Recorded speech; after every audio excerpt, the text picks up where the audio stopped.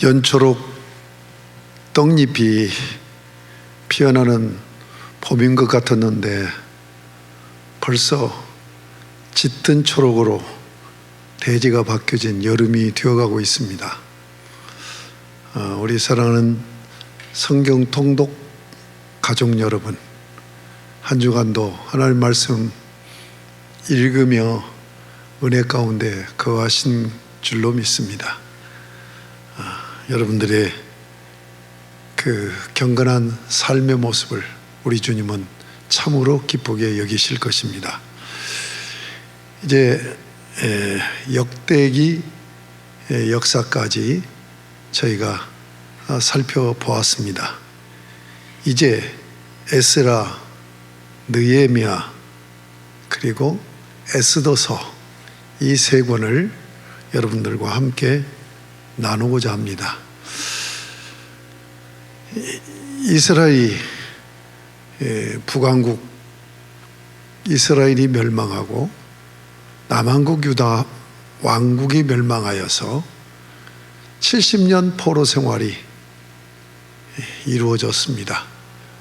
호세아서 11장 1절에 보면 제2의 출애굽이라고 그렇게 말씀되어지고 있는 바로 페르시아 제국 때 고레스 칙령에 의해서 포로들이 고국으로 귀환하는 역사가 이루어지고 있고, 귀환한 그들이 무엇을 어떻게 하였는가 하는 이 역사적인 기술, 서술이 바로 이 에스라 느헤미야서에 담겨져 있습니다.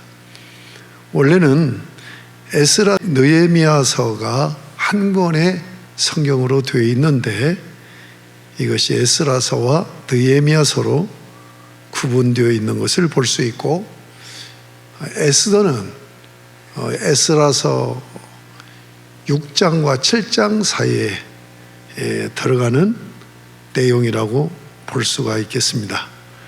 그러면 에스라, 느헤미야서의 구조적 특징을 먼저 살펴보겠습니다.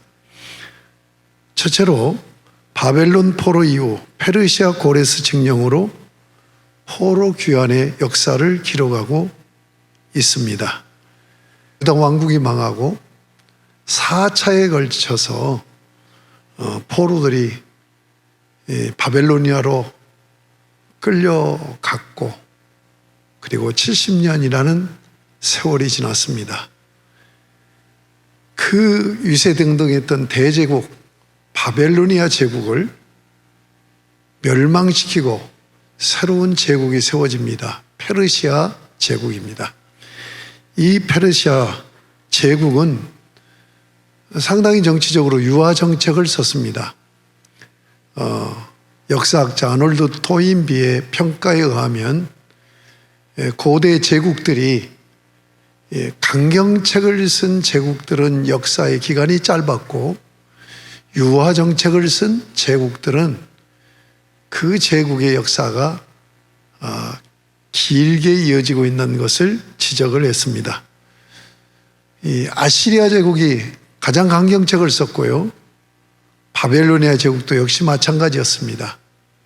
그런데 이제 바벨로니아 제국을 멸망시키고 세워진 페르시아 제국은 그 많은 나라들을 식민지로 거스리고 있는데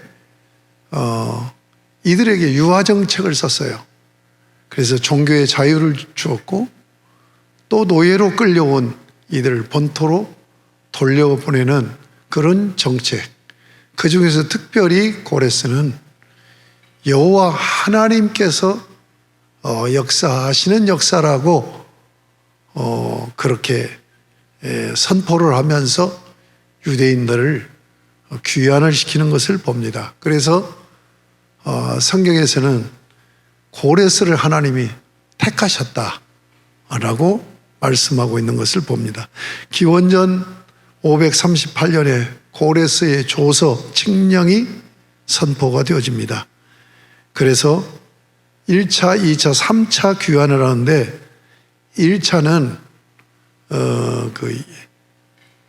남한국 유다 왕국이 당했을 때 왕이었던 여호야긴, 이 긴이 이제 끌려가는데 여기 함께 끌려간 사람이 스룹바벨입니다. 이 스룹바벨은 왕족입니다.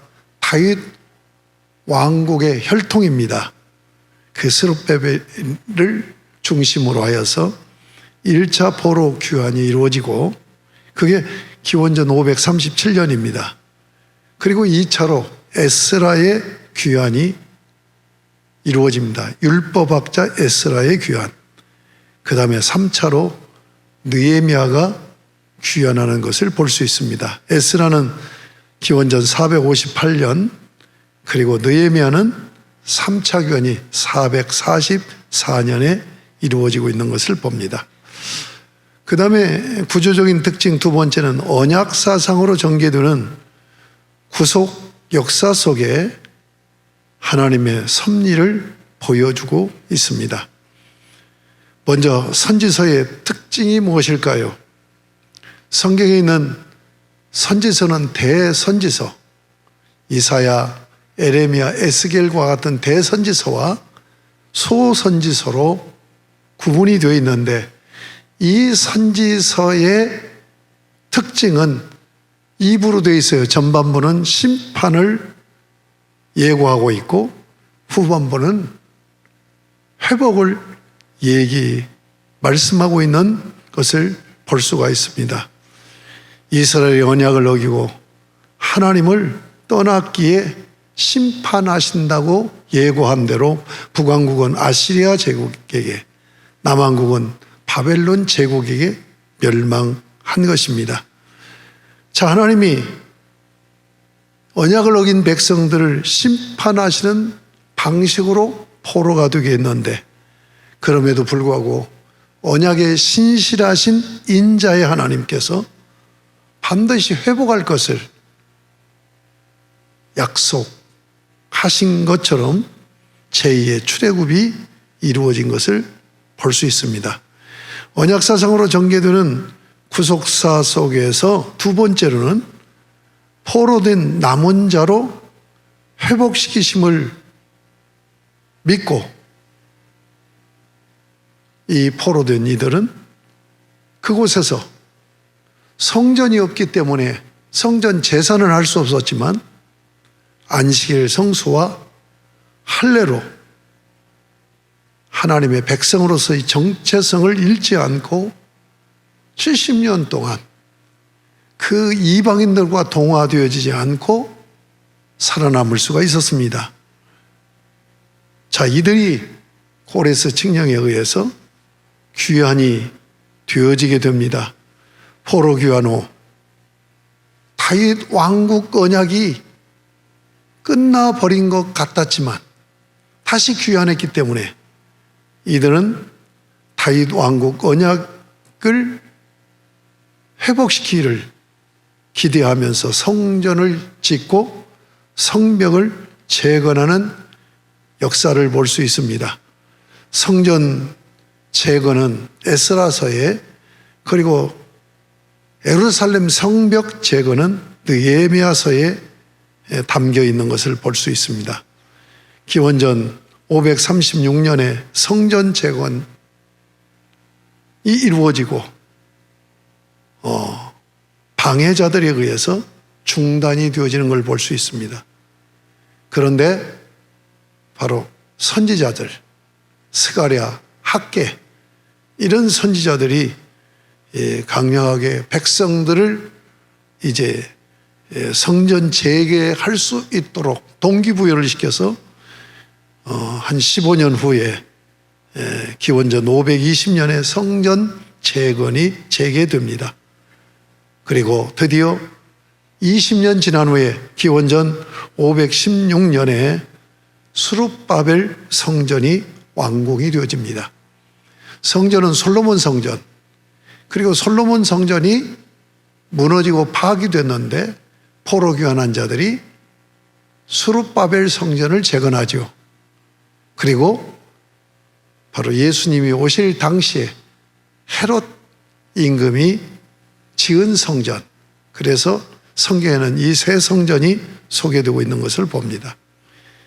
이제 3차로 귀환한 느헤미야와 백성들이 기원전 444년에 예루살렘 성벽까지 재건해서 난공불락의 그런 성으로서의 위치를 다시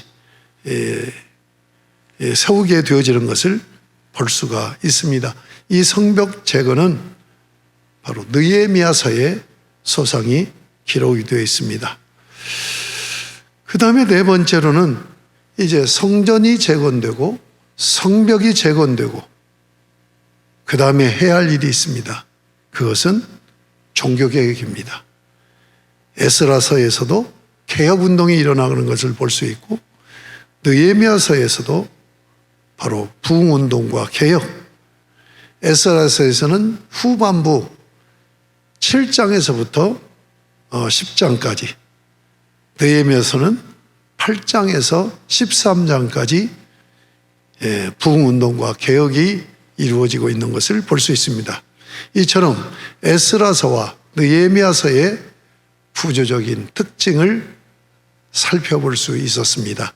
이런 구조적인 특징을 이해하면서 여러분이 성경을 읽어나간다고 한다면 성경이 훨씬 읽기가 좋을 것이고 또 성경을 일목요연하게 통전적으로 이렇게 정리하면서 하나님 말씀을 읽어가며 여러분들이 정리된 성경으로 하나님을 아는 지식에 더욱더 깊이가 더해지라고 믿습니다.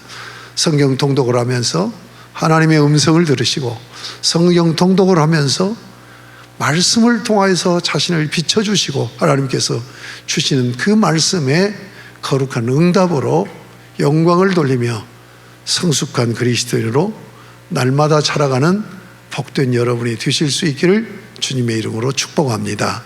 하나님 아버지 감사합니다. 이 시간 저희가 에스라 그리고 느헤미야서의 구조적인 특징을 살펴보았습니다.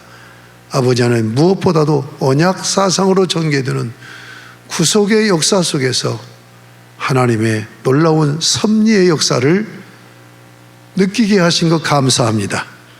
아버지 하나님, 성경을 통독하며 그날에 섭리하시고 역사하시는 그 하나님을 오늘도 우리 나의 삶의 현장에서 체득되어지는 그런 아름다운 간증 있는 신앙생활들이 되게 하여 주시옵소서. 예수님의 이름으로 기도드립니다. 아멘.